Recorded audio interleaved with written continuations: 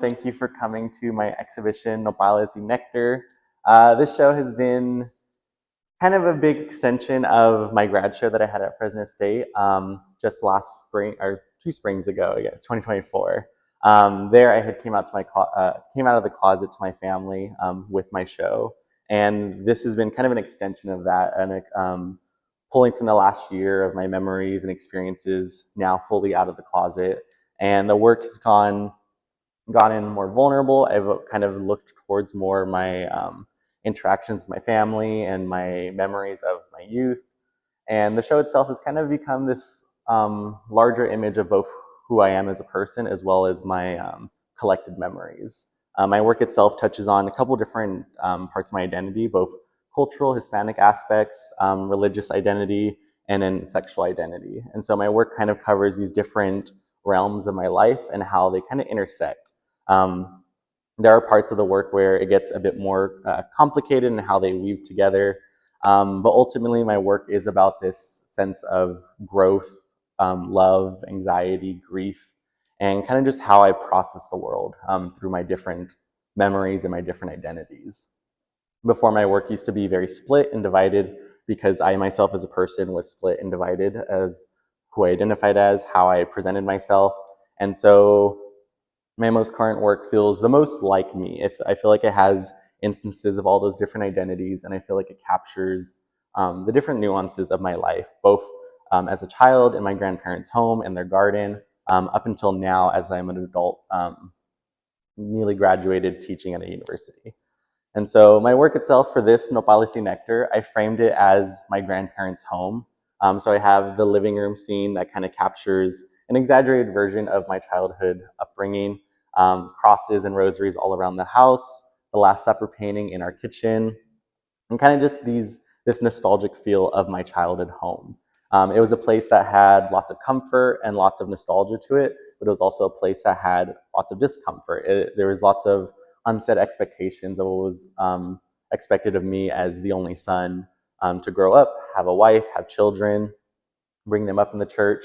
As a child, I did all my sacraments up to my confirmation and had even applied to be a teacher assistant for those classes, all with this kind of idea of combating this sin that I was kind of told to be guilty of. It was something that I felt like I needed to present myself in a different light. So I made myself into this saint-like image. My Instagram and how I present myself as an artist is Saint Soria. And so there was this idea that if I painted religious work and if I made myself in this religious-like look, that it would combat those kind of guilt that I was feeling and kind of that was being pushed on me by the church. And so all of those reasons have kind of formed who I was in my early life. My own identity, I felt, was very like one-faced at the time. There was a part that I presented, making myself feel like this extra kind of saint-like figure versus how I actually was. And it wasn't until 2020 when churches closed down that I was able to distance myself and kind of unpack a lot of the memories and teachings that I was brought up with. And so my work started to become a bit more vulnerable. I started talking about things that were more close to my heart while still being very subtle in what they were talking about. I didn't want to make the full leap into kind of this conversation, but I wanted to make the works that kind of extended past these different parts of my identity.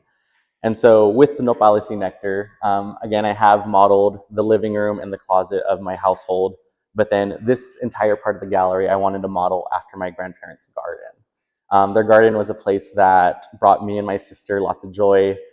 They had tons of different fruit trees, pomegranate, peach trees. They had grapevines, nopales along the fence, tomatillo plants. I like to say about them and their garden is where they threw seeds would sprung roots of both their identity and mine. They would sit on the porch, eat their peaches, eat their fruits, and with the discarded pits, they would throw into the flower beds. And from there, they would start to sprout all these little saplings. And so quite literally, my grandparents cultivated both their household as well as kind of the lineage that they've made with us. And so my memories are very much tied to their backyard and kind of this openness that it offered me as an artist. So a lot of the work here pulls from mostly the nopales and the pomegranates because those were two distinct ones that I felt had the most memories to me. The nopales themselves were something that were kind of scary to play around. They were spiky, they could prick me as I ran past them. I also wasn't really fond of the taste of them. They have kind of like a bitter, more uh, like vegetative taste to it. And it wasn't really something that I was fond of as a child. Versus the pomegranate, it was something that I loved as a child. And it kind of ties into the whole aspect of the show of being kind of this way of showing a different way of love. Especially in immigrant households, love isn't always expressed as clearly through like saying I love you or showing signs of affection, but it's shown in different ways. The long hours worked, the meals prepared, and especially the fruit that's cut and prepared for us. Because my grandparents grew a lot of their fruit and vegetables, a lot of those were ones that they had picked directly from the trees and they would cut and serve to us.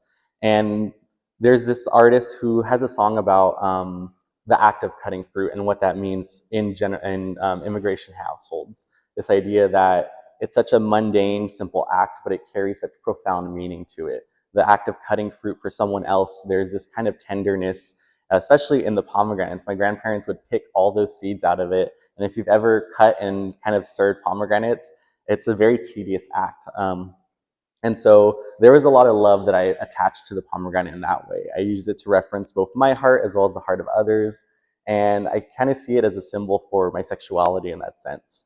The fruit that I paint is very open, it's exposed, it's fleshy. It's meant to be these kind of chambers of my heart that hold all my memories.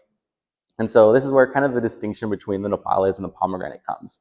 The nopales are hard exterior, they're defensive with their spines, they're very closed off, but the pomegranate, it still has that hard shell, but when you open it, it's very fleshy, it's fruitful. And so the garden I've kind of presented today is a way of kind of dissecting these two parts of my life. With the nopales and the pomegranates too, they cover different aspects of Hispanic culture.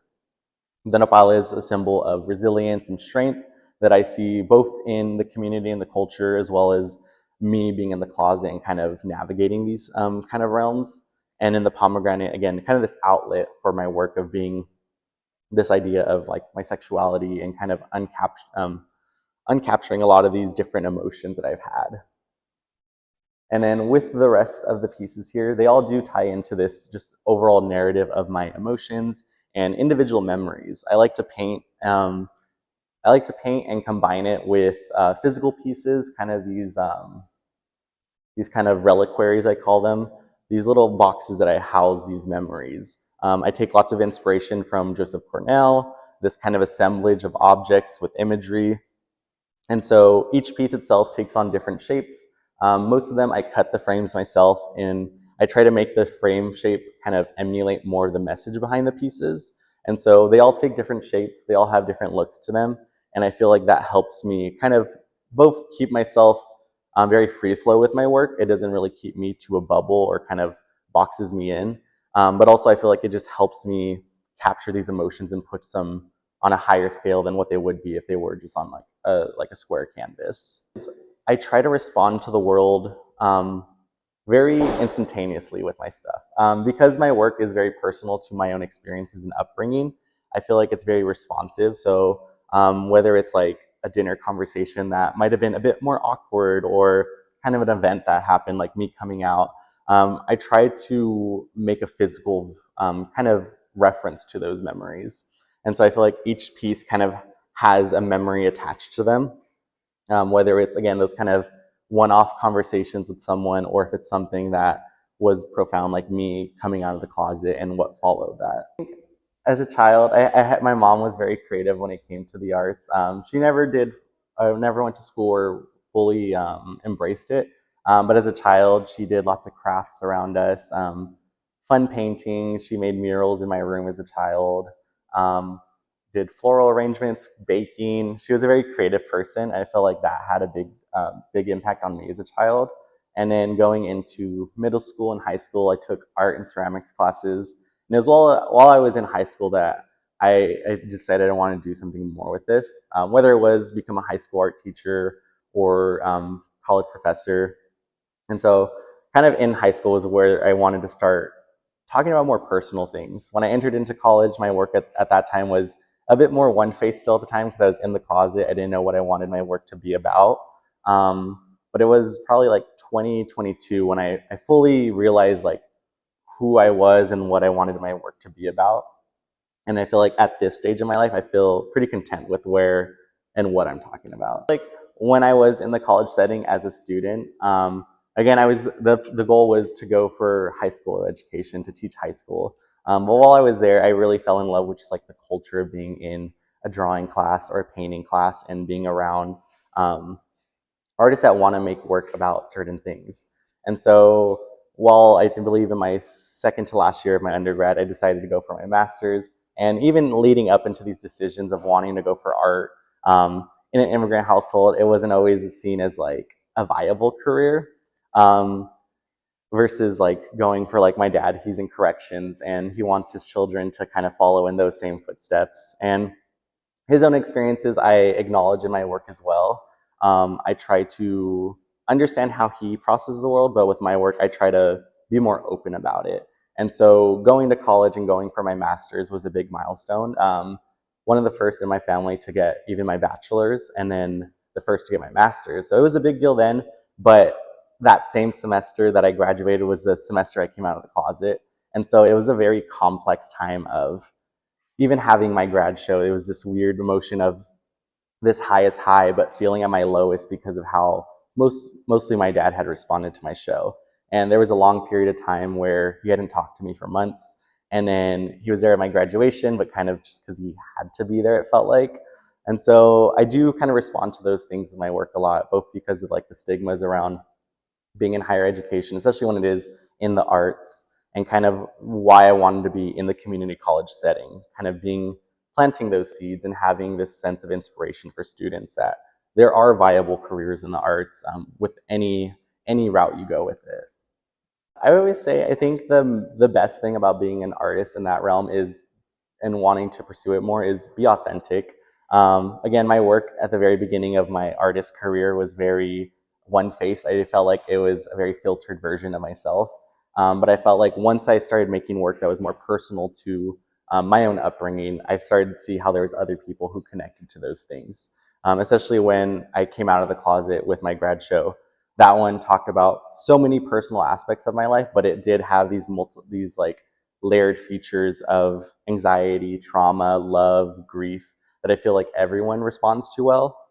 And because I talk about Hispanic culture, religious identity and upbringings, and then sexual identity, there's these layers that kind of weave through people that when I came out, it was a very hard thing to do, but because there was people that responded so well and they're like, this was how my living room felt too. These are the experiences I had as a child, even now in their lives. And it made it feel worth it to myself to kind of be that, put that platform out there. Because it is a vulnerable thing to talk about family experiences. My work itself talks about how there's awkward dinner conversations that are often just ended right at the dinner table. They're never talked about again. There's always a strain.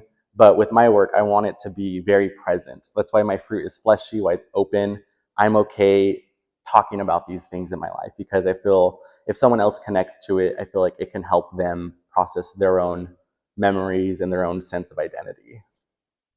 So yeah, I would say being both responsive to their own experiences and just being authentic in what they want to share with the world. So like yeah, it comes back to like the nopales and the pomegranates being this like tough exterior versus something that I want to combat.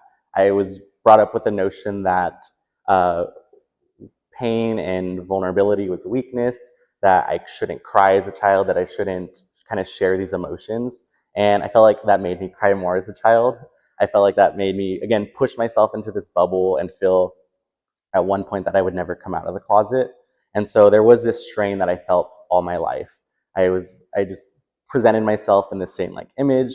I wanted to kind of fit into this bubble and kind of disappear from those aspects of my life. But I felt like it was really straining to me as an individual.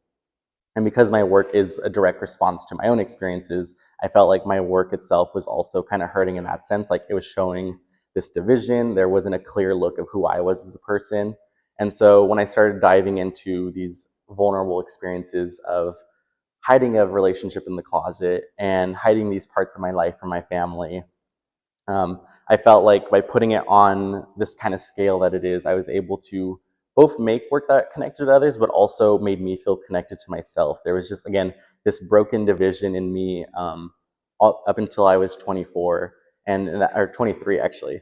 And after that, it was like this kind of, how do I piece these things together, both for my art's sake, but also so I can process these memories my own way. With a lot of my early work too, it was meant to be very subtle when I talked about the church, because I didn't want to step on anyone's toes at the time. I was very like testing the waters with what I wanted to talk about with my work.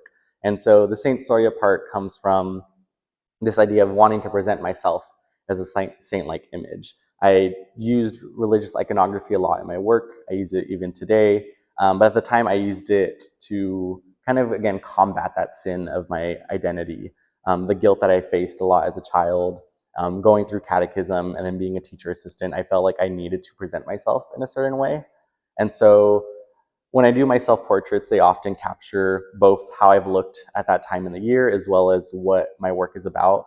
And so with the Saint Soria images, I've done 2 so far in that kind of iteration. And they're all, again, this idea of navigating that life that I once presented myself as.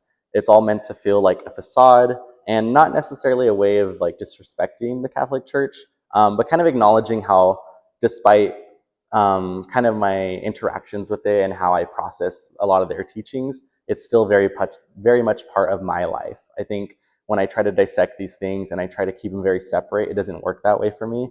I see how they influence the way I think, the way I process the world, how I have different conversations with people. It all, despite them being some strenuous memories, some pleasant ones, they all kind of come together in how I kind of respond to the world that way. Because I'm the first son of my siblings and my parents. So with that, I was kind of the one that had all these first experiences of going through middle school, through high school. And so I feel like in some sense that might have made it easier for me. I was able to kind of decide what I wanted to do while still getting some pushback. It was weird because I feel like with most people, when they want to do art, their family's like, no, do this instead. And I wanted to be an art teacher at the time. And my dad actually was like, oh, why don't you go be an animator for Disney? Why don't you do this and that? As if they're like also easy or obtainable kind of things. But it wasn't really something I was interested in. But his main thing with his mentality of it is what can give you the most money. In some instances like that, I do feel like with how he processes the world, it does make him a bit of a sellout in the sense. But I wanted to do something that was both good for me, that I would love to go to every day, as a job, but also something that would actually make a difference, especially in students' lives, depending on what they want to do in the world. I feel like the arts itself is such a creative outlet for students of any major, any interest in the world. I think it has a good place in both dissecting parts of our identities as well as kind of putting that into the world. So, as I made all the work, there was these kind of layers that I found with the Nopales and the pomegranate, both in the color choices of them being opposites, but then also as I further made pieces, I saw like these similarities and how things echoed in both the shapes of them. So like having the Nopales pad versus the pomegranate seed, how they take on that similar shape. And so I wanted to have them be kind of this, again, like you were saying, duality. They're 2 pieces that I feel echo each other really well, and they're meant to tell of this kind of cycle that I feel with my life. One being upside down versus the other, it's meant to kind of emulate this kind of ring of kind of my emotions and how I've processed the world. And them kind of taking on this coffin shape, I felt was really interesting too, because while they do have this kind of association to a death of some sort, it's more drawn to this kind of cycle of life and how the nopales, again, are the symbol of both kind of some strain in my life, but also these kind of exterior defenses. The pomegranate, it's open, it's fleshy, and then between the insects in them, the centipede is inspired by this movie that's called Queer. It's inspired by William Burroughs' novel, and in it, it uses a centipede as a symbol for repression. There's this kind of idea of the centipede being something that's hidden in the dark. It moves quietly, and that's something I felt like attached to my sexuality a lot, something that I had to navigate very carefully in my youth, and then even today, when I come out of the closet, I still feel like I have to hide parts of my identity.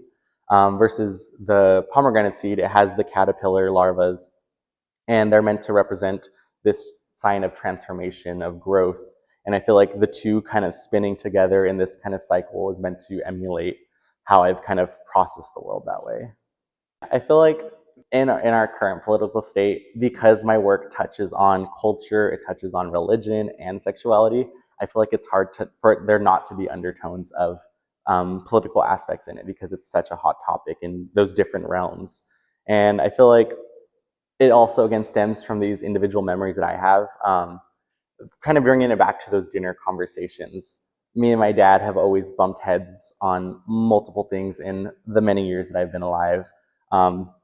All the way from BLM, him being a cop, I guess I understand his viewpoints and understandings are going to be different than mine. But it wouldn't stop me from pushing back against him.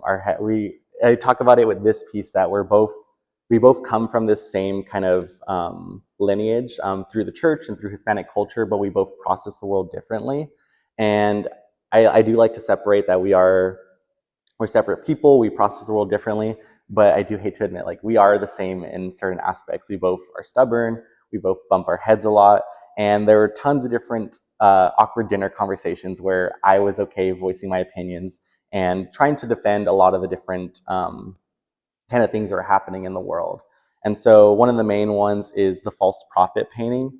That one was one that's directly tied to kind of my frustrations with my dad. Again, him being a cop, his understanding and processing of the world and thinking of it is a lot different than mine. And so this piece talks about Latinos that voted for Trump. My dad being one of the ones that voted for Trump, despite having a son that had recently came out of the closet, despite having 2 girls, it was this kind of frustration that I had with his choices and kind of voting against our best interests. And so that was kind of the start of kind of this intersections between the culture and sexuality and religion to this kind of political aspect that I feel like is very much a part of those conversations. And then it stemmed into my Espinas series, where I started looking at the Nopales as kind of this sign of resistance and strength.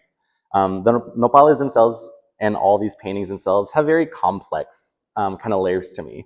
The Nopales have this kind of strain in my life because they're tied to this kind of defensiveness of machismo culture, but also I attach it to this idea of resilience within Hispanic culture. And so with the Espina series, I wanted to capture this feel of protest signs and the texts that are there that are fully like carved into our skins. It's this, again, Nopales being a defensive kind of tool, and they're meant to be this sign of like a bite back, not by our actions fully or like through violence, but like with our presence.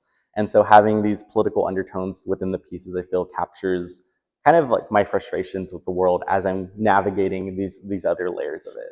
I feel like I look towards the surrealists a lot for my work. Rene Magritte's probably a big inspiration for me. And then especially with the Hispanic aspects of it, Frida Kahlo is probably one of my main artists I look towards, especially because her work talks about duality, both in within her cultural aspects of European descent and Hispanic indigenous.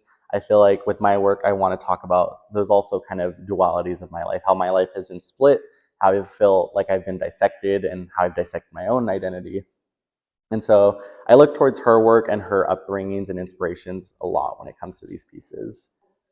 So this one here? Yeah, so this one, I wanted to capture, again, this splitness between me and my father. And in that, I started to see, again, these correlations between color and meaning behind things. And so on the right side, or left side here, I have my father's heart. It's with that tough exterior. It has that defensive aspect to it. Versus my heart, it's open, it's fleshy, it's the pomegranate. And then as I was making these, I felt like it was missing something, and I wanted to add kind of something in the center. I was like, what could bridge these two things? And in painting them and thinking about that process of it, I thought of like the Vidhin and how she has those similar color aspects to her. And then it made me start thinking about how we both come from this figure. So having her split between the green and the red, kind of this kind of breaking and fracturing of it, it made me think about how we both stem from the same kind of source. Not necessarily with the Vidhin as like the matriarch, but through Catholicism and what that stood for, how it kind of influences Western civilization, how it kind of dictates how we experience the world and what's kind of accepted. And so it was kind of this fracture of how we both stem from this source, but we both process the world differently. So again, his heart, rough exterior, defensive, my heart open. But then again, there's this idea that we are both the same person in some senses, which I hate to admit, but it is a truth that we're both stubborn. We both are always at each other's heads. And so I didn't want to have like the same landscape that's flipped between the two. And so kind of this one side of the coin, how we're both the same in that sense. Like in the in-between of it. I feel like my work, I at least hope it presents itself as not being of a sellout. Like I feel like because I talk about such personal messages that people connect to, and I've participated in Fresno's art hops for about 5 years already. And in there, it was a space that allowed me to both store my work, but also have it be a place that could capture kind of these different instances of my life. And so with Art Hop, it was a place, of course, where I would sell the work. I would present kind of a makeshift gallery in my studio. And I do like my work to be attainable in some sense, especially because a lot of the works can get expensive, both in the process and the amount of material that's put into it. So I do like to make prints and stickers of these things. And I don't necessarily see them as kind of leaning into like the selloutness of it. I do know there are people who connect to it and would want something like that in their home, but can't necessarily drop $2,000 for a painting. And so I do like making my work attainable in those different aspects. I felt like I wanted to capture this very abstracted idea of my youth. Again, my household, it was a place of nostalgia and comfort, but it did have that underlining feel of stress, especially being in the closet. And I felt like making a painting or a piece, sculpture like that wouldn't have fully captured this kind of emotion. And so I did want to make this exaggerated feel, having the church pew as a sofa, having images of me as a child going through my catechism classes and my sacraments. And I felt like having a space that transforms this memory into a living space makes it a lot more impactful, especially when there's people who walked into the space and were like, I have that same kind of paintings in my household. My grandma had those rosaries too. And the carpet is such a specific thing that was in our household, or the couches, that same texture. And so I think having it as an installation made it more connective that way. I think if I wouldn't know how to translate that to a painting without it feeling surface level. This was kind of my lead up for the year. I showed a couple different places around Central Valley and LA, and I want to continue applying places to show work. I think the Nopales Néctar is still where I want to keep going as far as like subject matter. And I talked about how all the frames are different shapes, how they take on these different memories. And I feel like because they're so open-ended that way, I can continue on with this kind of narrative for a while without getting too bored or done with it. I feel like, again, since it's responding to my emotions as they happen and my experiences, they will slowly just grow and morph into whatever comes of it. I try not to constrain myself too much into fitting into a specific series. The Espinas is kind of the one series I've done so far of like sticking to a similar set with style and the kind of impact behind it. But I feel like those are also very responsive to the world around us. I'm responding to the news events that are happening and the protests. And I feel like these conversations aren't over yet. And I feel like there's still so much I can say to them.